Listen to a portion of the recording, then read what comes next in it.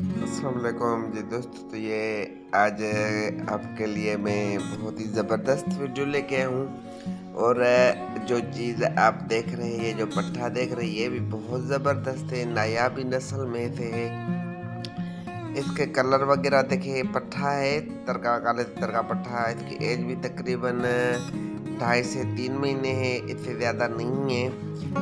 और माशाल्लाह कलर और इसका जो हाइट वेट है आपके सामने देखिए, गांगस नस्ल में फुल साइज फुल वेट में। और इतना खूबसूरत पट्ठा है। मैं आज किसी दोस्त के दुकान पे मोटरसाइकिल बनवा रहा था, तो वहाँ बाहर खुला पड़ा था।